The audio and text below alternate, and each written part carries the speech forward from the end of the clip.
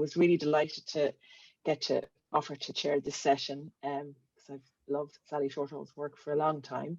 I also had my own mentor, as I call her, Professor Anne Byrne, is here, I think, in the room. And I did text Anne when I was preparing this just to give me a few words to say, so she did. So I suppose just in terms of chairing, I'm just going to introduce Sally in a minute or two, and then hand over to Sally, who will lead us through her presentation, and then we'll take some questions afterwards. So currently located in Newcastle University, Professor Shortall is the Duke of Northumberland Chairperson of Rural Economy. Her professorship is based in the School of Agriculture, Food and Rural Development. Her research interests are in rural sociology, community studies, rural development, rural proofing, agriculture, farm families. She initially studied social science in UCC and then worked as a youth community worker. And she then went on to do a fabulous PhD on women in farming, interviewing, I believe, women in North Laois and Carlow as part of her research. And in preparing this introduction, I discovered that she grew up only 45 miles from where I'm from, so from Laois to West Wicklow, a part of the world I know very well. She moved to Canada and did a lot of work with the Canadian Farm Women's Network. She worked in the SRI, and when she returned, I understand she worked in the National Economic and Social Council. Now, Anne Byrne gave me these words, so I want to acknowledge them. She said, "Sally is a groundbreaking sociologist of international renown, whose pioneering evidence-based research in gender and agriculture transformed the sociology of the Irish farm family. With a focus on rural women's on and off farm labour, this challenged the gendered basis of farm ownership for the future sustainability of farming."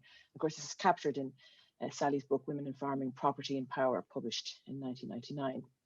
So this focus on the gender dynamics of power resulted in an important acknowledgement of how it is accepted and almost unquestioned, I think, that women rarely inherit land, that they're not recognised by the industry and have limited access to capital and training. And I found an interview in the Irish Times with Sally in 1997, where she pointed out that women's access to land was one of the most important factors shaping their role in farming.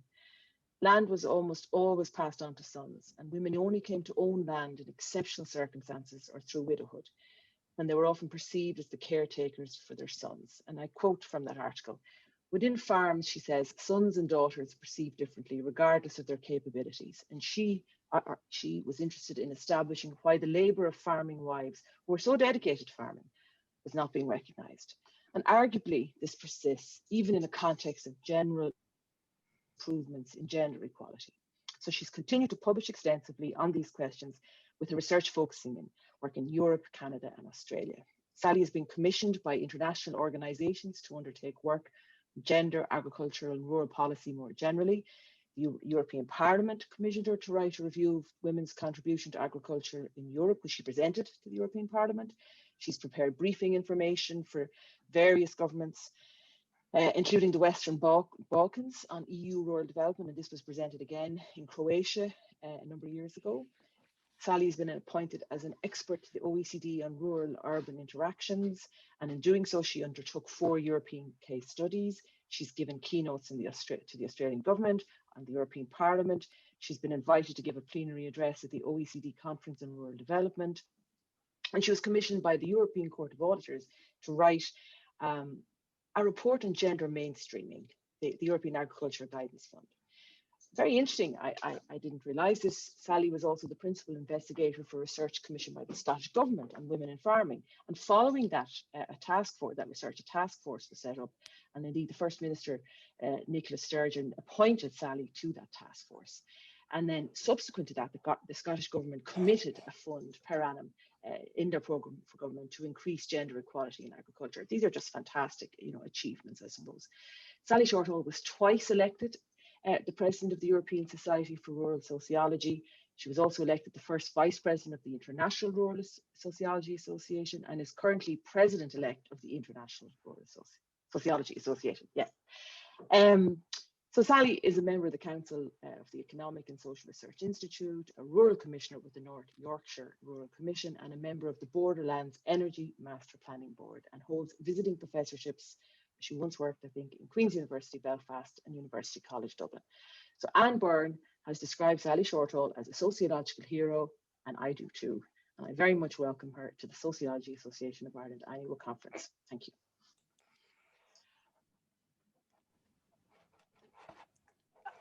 there's nothing I can do except fail after that.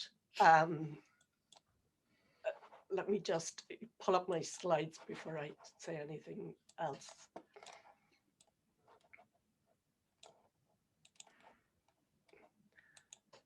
So, Jackie, thank you for that stunningly kind introduction, and thanks so much to Anne Byrne as well. It just makes me feel quite emotional.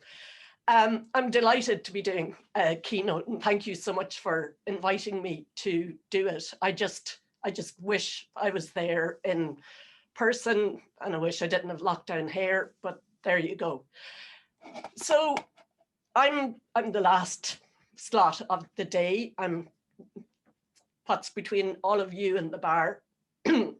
So I don't plan to talk for too long, but Jackie, if I am still going at 30 minutes, which I very much doubt, be sure to give me a shout. So I am going to talk today about place and space. And, you know, when John kicked off the conference, he talked about how, you know, we've made different space to have different functions during COVID, and a lot of us have been working from bedrooms or, you know, the kitchen table or whatever, and we construct that space. But what I want to talk about today is how we also socially construct public space, and I'm particularly interested in talking today about the rural, and in particular in relation to this idea of atomized solidarities, because there has been a lot of talk in the press, which I've been really interested about whether rural living and dwelling is going to increase and become a more desirable option because of COVID, because people have more space, because they have more greenery and so on. And this really interests me because depending on how we've socially constructed place, it can be more or less accessible. It can be, yeah, easier to live in a rural place or harder. So this talk isn't based, well, it is, it's based on research I've been doing over the years, but I'm not drawing on a particular data set. It relates to a research project that David Meredith in Chagask and I are about to lead, where it's basically funded by the ESRC and jointly with the Irish Research Council. And we plan to look at how, if you like, rural policy dilemmas are, I guess, socially constructed in the 4 regions of the UK and the south of Ireland, depending on how place in each place has been constructed. So basically what I'm going to look at is how claims on land are contested, you know, different. Perry Sher has also done some work on this in the past, how there are different groups who believe that land should be used for different things, and different lobby groups and actors have different claims to the land, and they have different power bases. And power matters, of course, and it really shapes public policy around land use. And I'm going to contrast England and Ireland, and we'll see how much history matters and social understandings of land use, but we will also see that power and privilege is an important part of that too. So the rural doesn't exist in an abstract sense. It's not just out there. You know, we decide how it should be used. You know, is it functional? Is it for farmland? Is it to produce food? Is it to be preserved and manicured? And that's very much rural England. And I'm sure Hazel will have something to say about this, because she made a comment in Fran's talk about rural England basically not being diverse. It's very white, it's very elite, it's older. Obviously, I'm talking in the general here. You have ex-mining towns, communities like Shildon, where you'd struggle to give away a house. And even if you look at really privileged rural places like Alnwick or Almouth, you will find pockets of deprivation and poverty in those too. In general, rural England is very preserved, and in a way it almost goes hand in hand with a paternalistic understanding of the countryside. The large estates still dominate and are very significant in rural England and very much shape the nature of that space. Then, you know, is rural for recreational. I remember a number of years back, there was a big controversy about, Jackie might know something about this, about quad bikes in the Wicklow Mountains, and they were damaging topsoil, and people were complaining about noise pollution. And again, you know, you see a conflict. In North Yorkshire, there's a kind of a big environmental debate at the moment, where some people really believe the way forward is to rewild the Yorkshire moors, and, you know, to bring back native woodlands, to rewild and to bring back native species. Meanwhile, there are communities there for whom grouse shooting and burning is a really important income stream to maintain their livelihood. So they're very opposed to the idea of rewilding. And you can, in Northern Ireland at the moment, the Assembly has 2 environmental bills tabled. The Greens have brought one, and the Department of Agriculture, Environment and Rural Affairs have brought another. Edwin Poots took advice from the UK Climate Change Committee, and they basically told him that if he tried to meet the UK climate change targets, it would decimate agriculture in Northern Ireland. So you can see the Greens and the farming lobby again there in tension.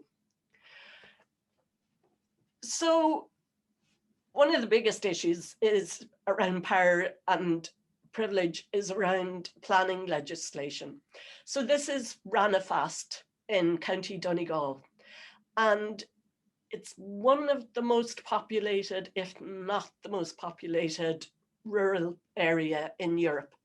And you can see lots of development there. And this very much, I think, I'll come on to it, but goes back to our colonial past and our, you know, right to build on our land. So that's rural Donegal. I mean, there are issues of ribbon like that develop, and this is rural England, and this is rural England. You just do not have the same development, planning, buildings in rural England. So I'm in Newcastle. It's a 15-minute train ride from Newcastle to Durham. So 2, you know, sizable places. You go through land like that between the 2. You know, there's been no kind of development in between. This is a big issue on farms. If you have an intergenerational farm, they can't even build another family home.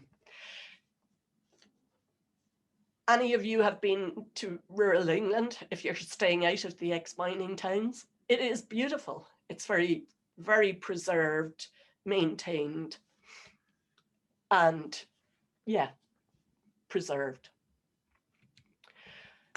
So then the question becomes, who decides how land is used?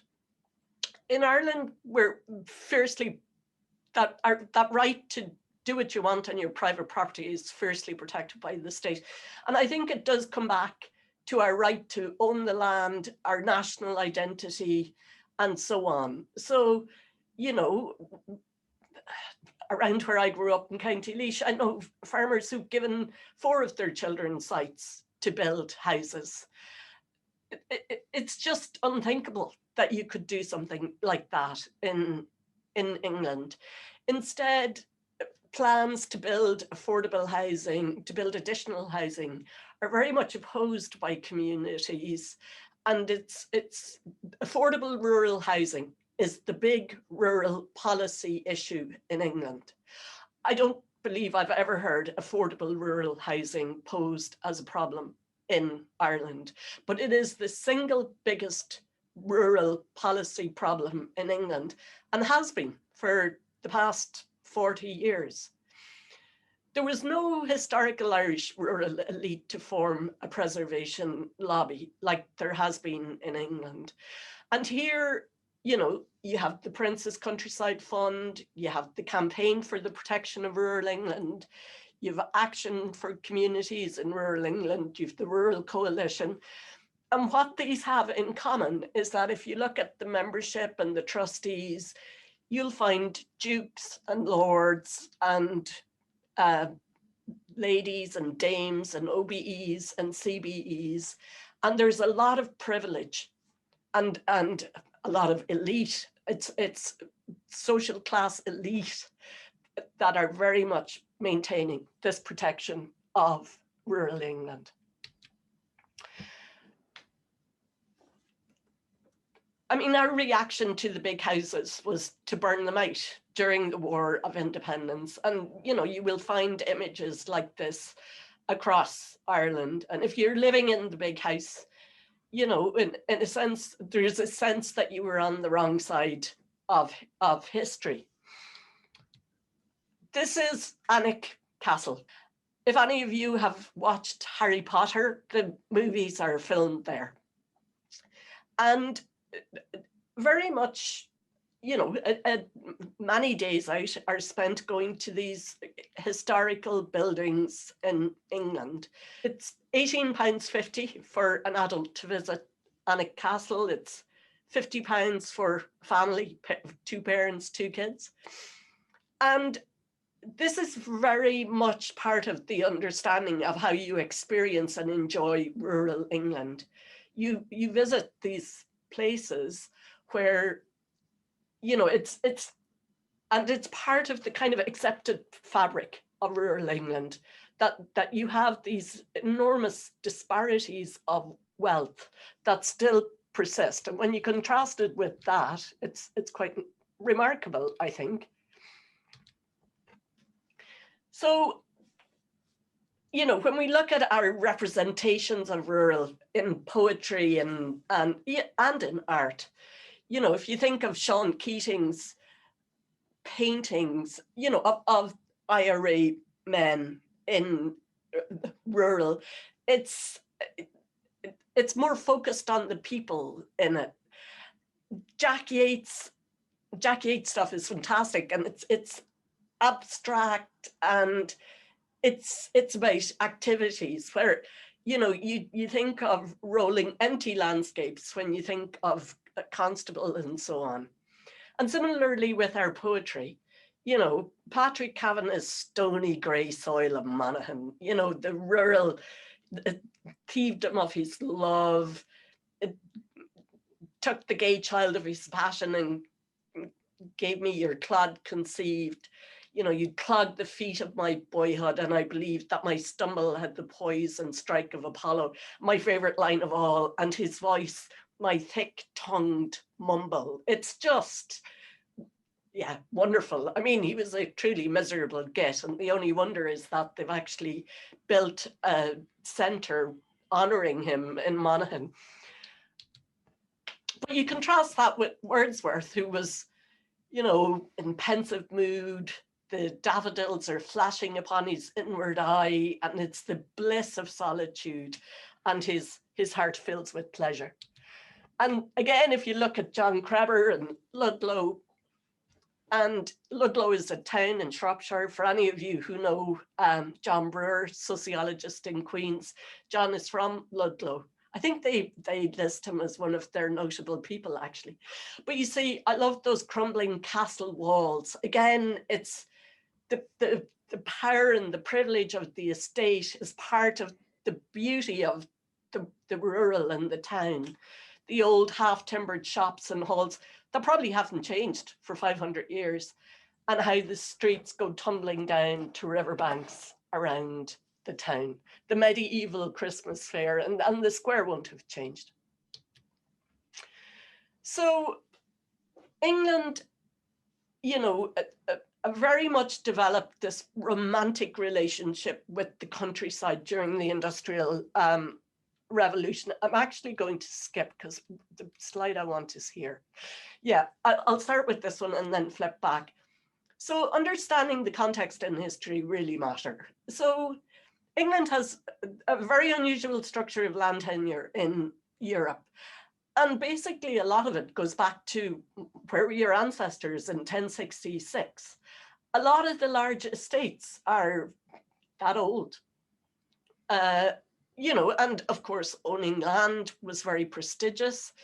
And the large estates, the village life was organized around the estate. It wasn't organized around the market, and it was the vale, that's where the word village comes from. And the landowners were close allies of the king. You know, you were given land to bear arms to protect the king. They were often favored courtiers, and it came with voting rights and privilege. So that structure of land ownership is very privileged. It's very close to the center of power. And with the Industrial Revolution, there was this romanticism about the land, about the pure air. Of course, there was also all the tensions about the nouveau riche and, you know, the established old money and how that fed into political systems and House of Lords and so on. And then you had the development, well, capitalist agriculture, and then it goes back to the enclosures, but I have limited time and there's only so much I can get through in that. But, you know, Marx and Engels used England as their prototype because you have these enormous estates. And, you know, you can't farm 136,000 acres yourself. You have enormous amounts of agricultural workers. And while there's less agricultural workers now, what you still have in England are the enormous number of tenancies. So while Ireland tenants bought their holdings out during Wyndham Land Acts, this is not anything that has ever been offered to English tenants. So Marx and Engels, well, they weren't really very interested in agriculture anyway, but in using England as their prototype, they got that wrong because the norm is actually of owner occupancy right across Europe.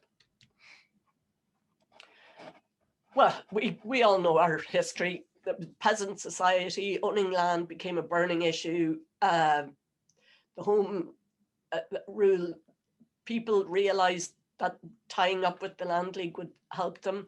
And the Wyndham and Land Acts helped us to buy out tenancies, which of course has led to the unending structural problems in Irish agriculture in that the holdings are so small.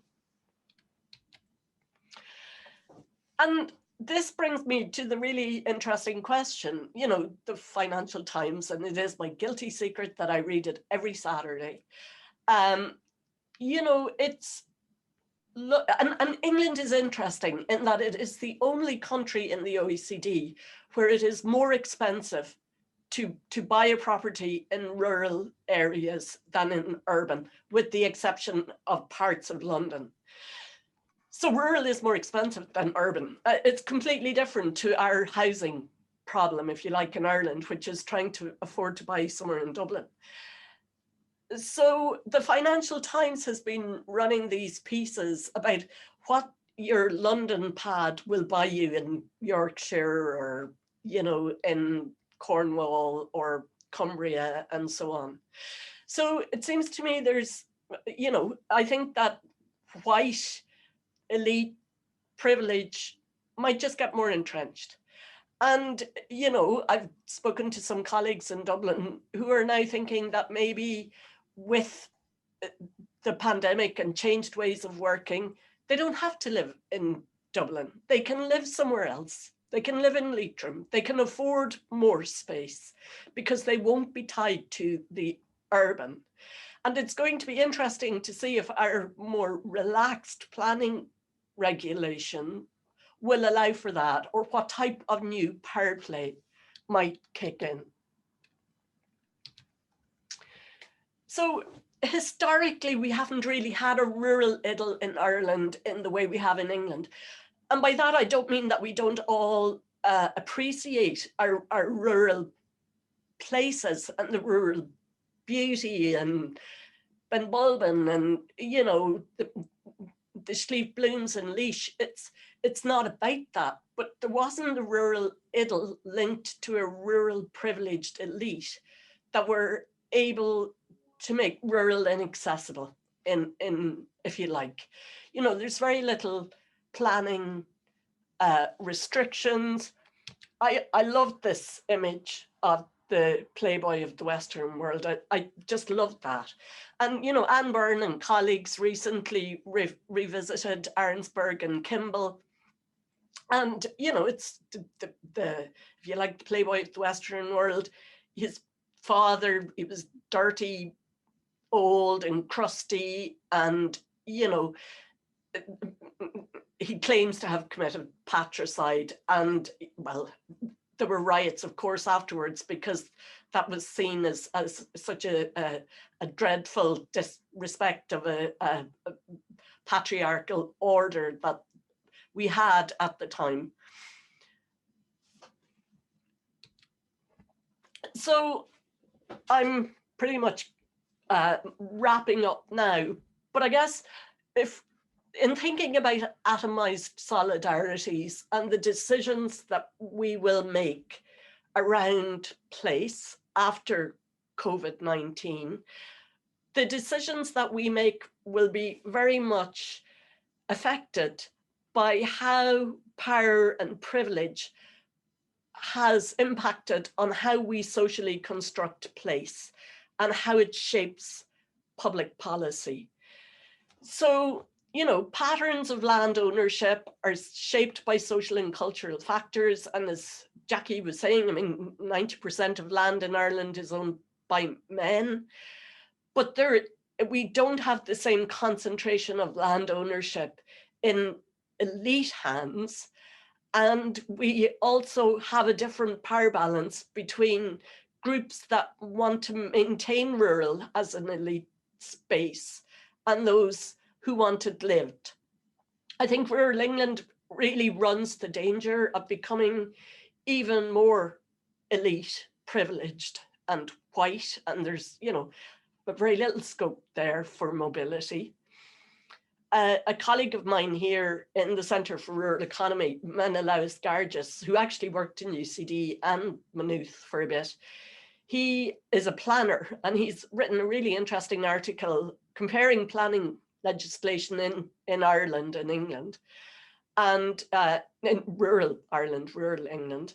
And he titled his article, Spatial Anarchy versus Spatial Apartheid, kind of saying there's spatial anarchy in Ireland, you know, with lots of development, and spatial apartheid in England, where it's elite and privileged and less accessible.